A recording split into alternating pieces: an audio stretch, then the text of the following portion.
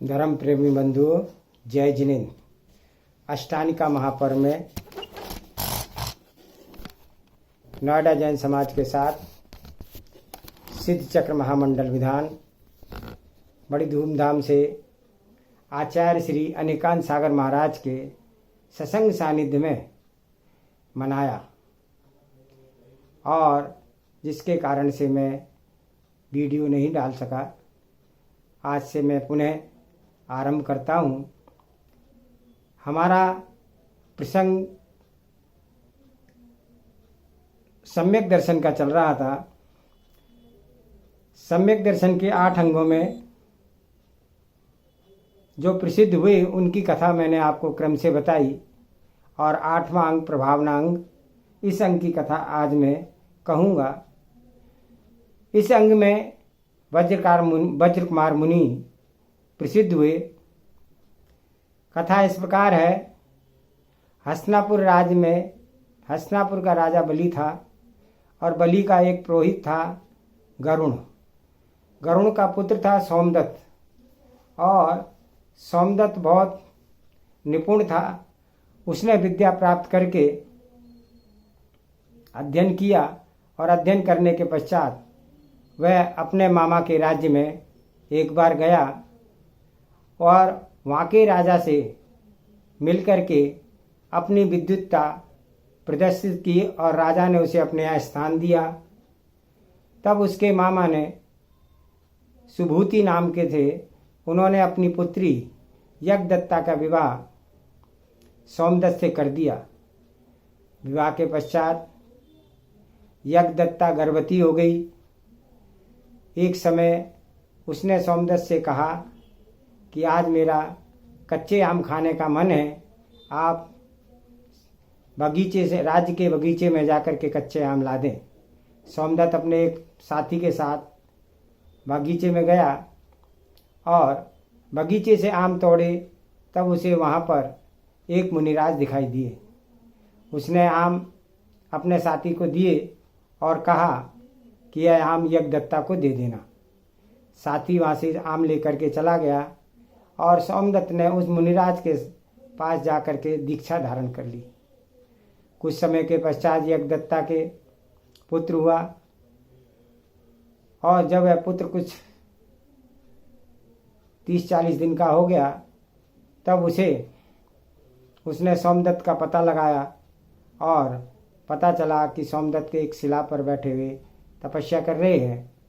तब वह उस वन में गई, और उस शिला पर सोमदत्त को देख करके बहुत क्रोधित हुई। वह बच्चा उन्होंने उसकी गोदी में डाल दिया, बहुत गाली गलौज करके वहाँ से वापस आ गई।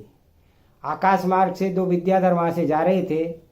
मुनिराज की गोदी में बच्चा देखकर उन्होंने ये सारी बातें देखी कि यज्ञदत्ता ने किस प्रकार मुनिराज को बहुत अभद्र व्यवहार किया, और बच्चा डाल के चली गई। उन्होंने उस बच्चे को उठाया और अपनी पत्नी को देते हुए कहा कि इसका लालन पालन अब हम करेंगे। मुनिराज तपस्या में लीन थे। वह उसको लेकर के चले गए। धीरे धीरे, क्योंकि वह वज्रशिला पर मिला था, तो विद्याधरों ने उसका नाम वज्र कुमार रख दिया। वज्र कुमार बड़ा हो गया।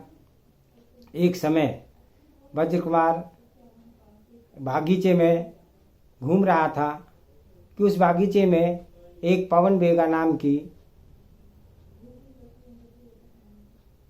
लड़की, राजकुमारी, जो तपस्या कर रही थी। लेकिन तपस्या करते समय एक पवन हवा के झोंके से एक कांटा उसकी आंख में लग गया, जिससे वह बिचल गई। तब वज्र कुमार ने उसकी आंख से कांटा निकाला, और उसकी विद्या सिद्ध हो गई। विद्या सिद्ध होने पर उसने वज्र कुमार से कहा कि तुमने मेरी विद्या सिद्ध की है, तुम ही मेरे भरतार हो, और उन्होंने वज्र कुमार से विवाह कर लिया।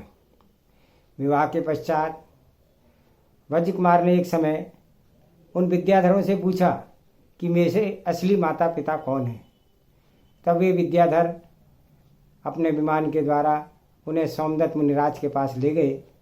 सोमदत्त मुनिराज के वो देखते ही वज्र कुमार को वैराग उत्पन्न हो गया, और उसने अपने सभी भाइयों को और विद्याधरों को कहा कि अब तो मैं दिगंबर दीक्षा लूँगा, और यह कह करके उन्होंने दीक्षा धारण कर ली।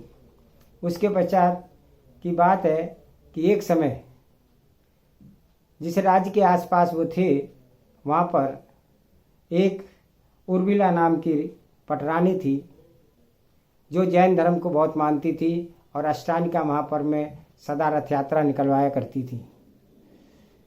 लेकिन उसके पति ने, राजा ने, एक बौद्धिस्ट से लड़की से शादी कर ली और उसने बौद्धिस्ट को कह दिया कि अब के रथ जो है बौद्ध धर्म का पहले चलेगा। यह देखकर उर्मिला ने मुनिराज वज्र कुमार के पास गई और अपने सारा वृतांत कह सुनाया। मुनिराज ने कहा, धर्म की प्रभावना तो होनी ही चाहिए। तभी कुछ विद्याधर मुनिराज के पास दर्शन करने को आए। तब मुनिराज ने उन विद्याधरों से कहा कि धर्म की प्रभावना होनी चाहिए। तब उन विद्याधरों ने उन बौद्धिस्टों के अपनी शक्ति से, विद्या से बौद्धिस्टों के रथ को तोड़ जो है चूरा चूर कर दिया और जैन धर्म का रथ चलाया। उसको देख करके सभी बुद्धिस्ट भी जैन बन गए और राजा भी ने पुनः जैन धर्म धारण कर लिया। इस प्रकार से वज्र कुमार मुनि ने जैन धर्म की प्रभावना की, सम्यक दर्शन की प्रभावना की, और यह सम्यक दर्शन के 8वें अंग प्रभावना अंग की कथा, जिसमें जो है वज्र कुमार मुनि प्रसिद्ध हुए। जय जिनेन्द्र।